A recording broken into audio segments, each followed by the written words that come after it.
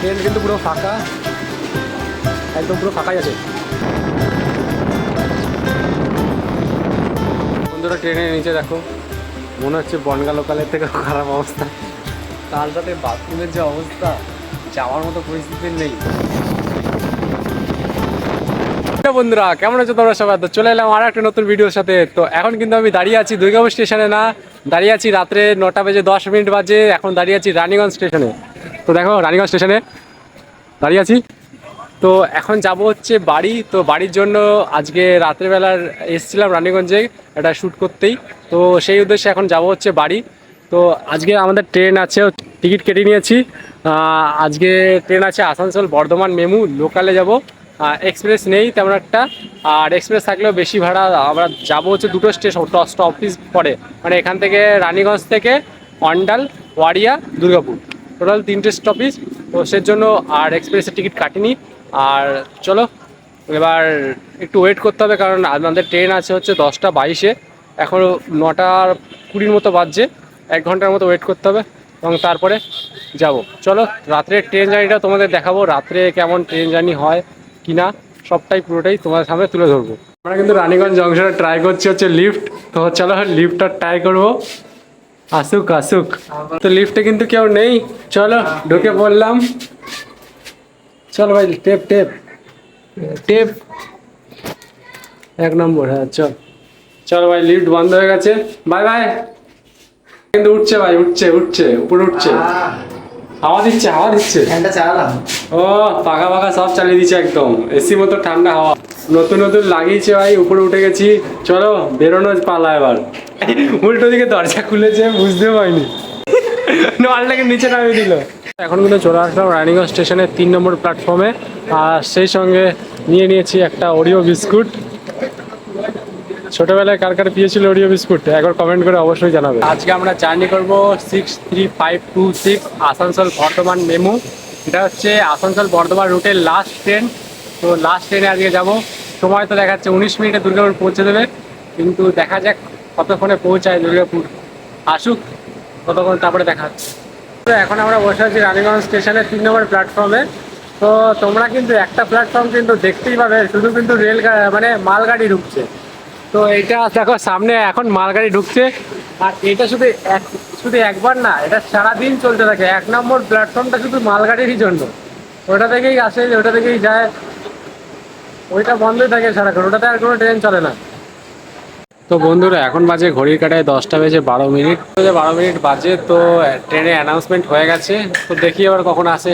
অনলাইনে তো শো করছে এখনো আসানসোলেই বসে আছে, ঠিক কখন আসে। চলো ছেড়ে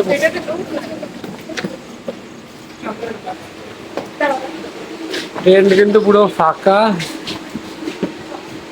একদম পুরো ফাঁকাই আছে। ছেড়ে দিল রানীগঞ্জ স্টেশন থেকে।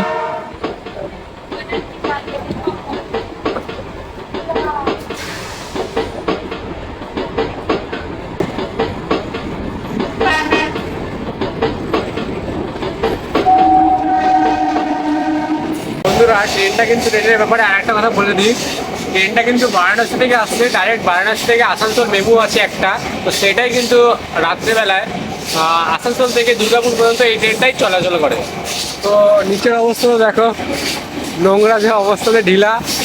আর বাথরুমের কথা কী বলবো, বাথরুমটা দেখানোর মতো নেই। এরকম লোকাল ট্রেনে যেরকম বাথরুম হয়, অবস্থা একদম খারাপ। আর এমনিতেই জার্নি করছে 400-450 কিলোমিটার, তো ট্রেন একদম নোংরা, বাথরুম খারাপ। চলো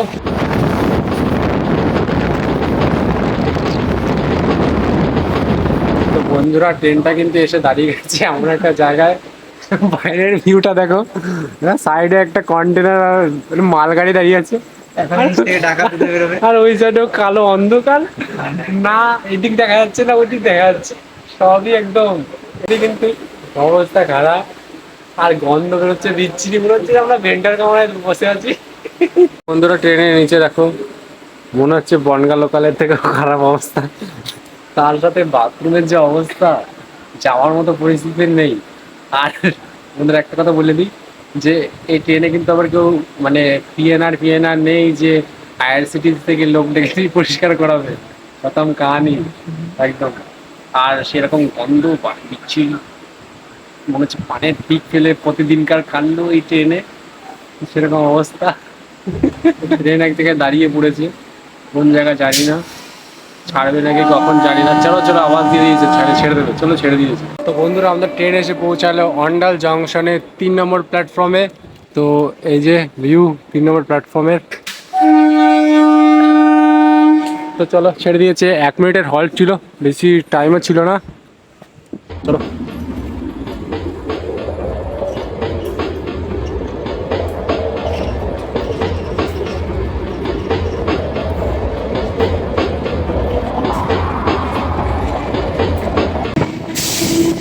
দিয়ে দিয়েছে।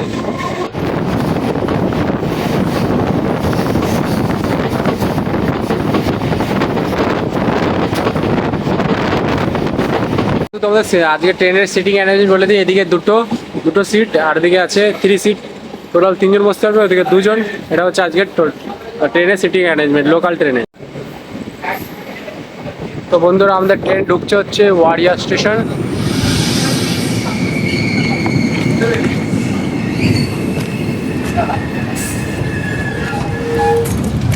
ওয়ারিয়া স্টেশনের 3 নম্বর প্ল্যাটফর্মে ট্রেন এসে দাঁড়ালো।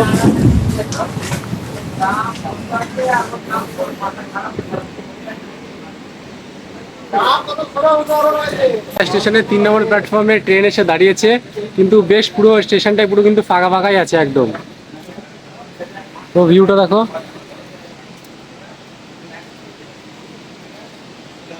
আর এখন কিন্তু ঘড়ি কাটে বাজে হচ্ছে 10টা বেজে 40 মিনিট। বেশ অনেকটাই টাইম কিন্তু হয়ে গেছে।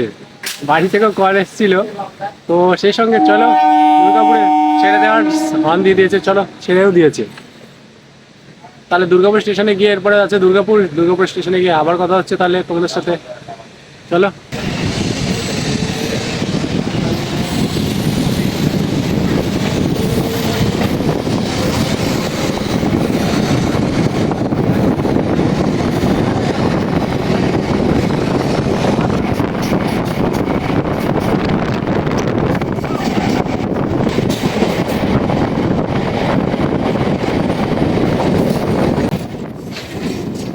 তো সেই সঙ্গে বন্ধুরা পৌঁছে গেছি দুর্গাপুর স্টেশন, আমাদের প্রাণের শহর। দিয়েছে হচ্ছে 4 নম্বর প্ল্যাটফর্মে।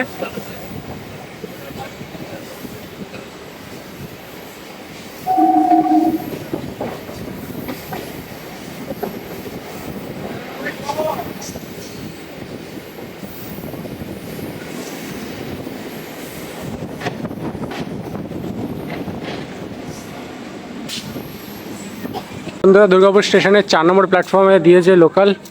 তো সেই সঙ্গে বেশি একটা ভিড় নেই, পুরোপুরি ফাঁকাতেই জার্নি করলাম, একদম পুরো ফাঁকা ট্রেন, বেশ পরিষ্কারও নেই। বারাণসী থেকে ট্রেনটা আসছে, তো একদম পরিষ্কার ও পরিচ্ছন্ন, বেশি নেই। তো চলো আজকের ট্রেন জার্নিটা বাইরে গিয়ে তারপরে শেষ করছি। বন্ধুরা, এটা ছিল আসানসোল থেকে বর্ধমানের লাস্ট লোকাল ট্রেন। এরপরে আর কোনো লোকাল ট্রেন নেই। বেশ জার্নিটা মজা ঠিকঠাকই ছিল, কারণ বেশি জায়গায় দাঁড়ায়ও নি, বেশি সময়ও নেয়নি। আর ট্রেনটা ছেড়েও দিয়েছে সেই সাথে।